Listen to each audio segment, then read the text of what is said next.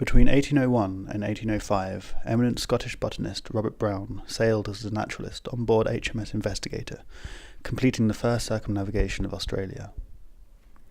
Under the command of Captain Matthew Flinders, the survey ship charted the coastline, while Brown and colleagues made some of the earliest and most important botanical collections from Australia.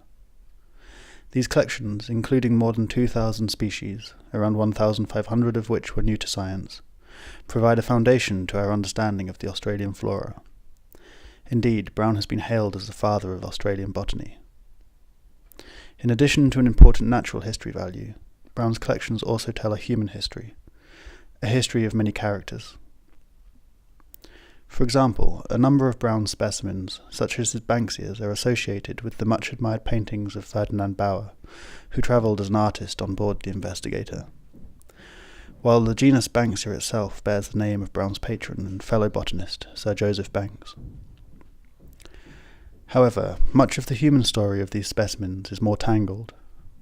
Amongst the many historically important collections held in the herbarium of the Royal Botanic Garden, Edinburgh, those of Robert Brown prove especially enigmatic.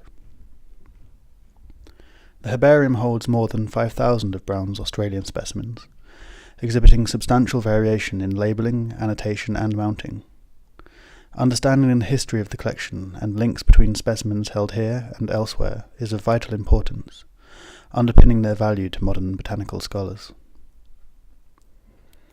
During the Australian voyage, some early collections were sent back to London. While one set was lost at sea, those that survived transit were incorporated into the herbarium of Joseph Banks by his librarian, Jonas Dryander.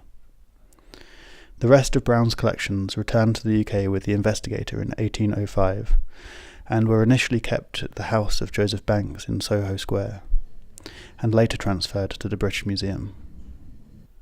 Over the course of his lifetime, Brown, who became the first keeper of the British Museum's Botanical Department, kept his Australian collections separate.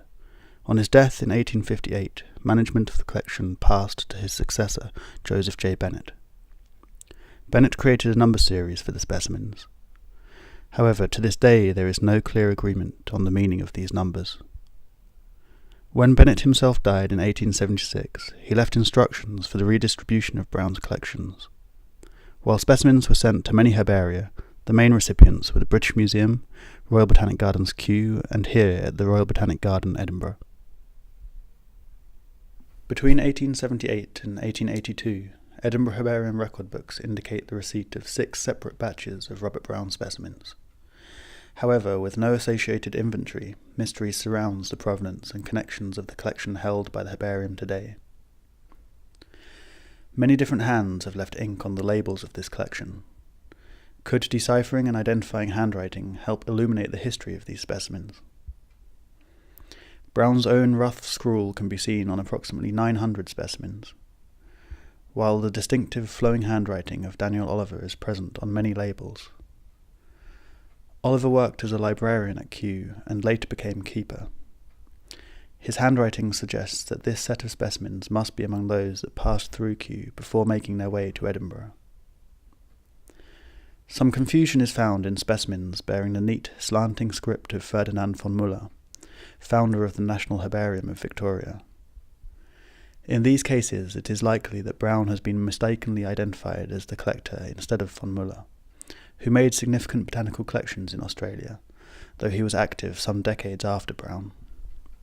Perhaps most significant to the Edinburgh Herbarium is a set of Brown specimens, mainly ferns and mosses, displaying the handwriting of another renowned Scottish botanist, Archibald Menzies. Part of the Menzies Herbarium, bequeathed to the Edinburgh Botanic Garden in 1842, there appears no official record of these Brown specimens being sent to Menzies. However, given the close friendship between the two Scots, it is likely that Brown simply gave them as a gift. Since these specimens arrived in Edinburgh before the main redistribution from the British Museum, they may represent a unique part of the wider Brown collection. While efforts to disentangle the history of Robert Brown's Australian collection is an ongoing work, initial observations make clear that the importance of herbarium collections is intrinsically linked to the human history surrounding them.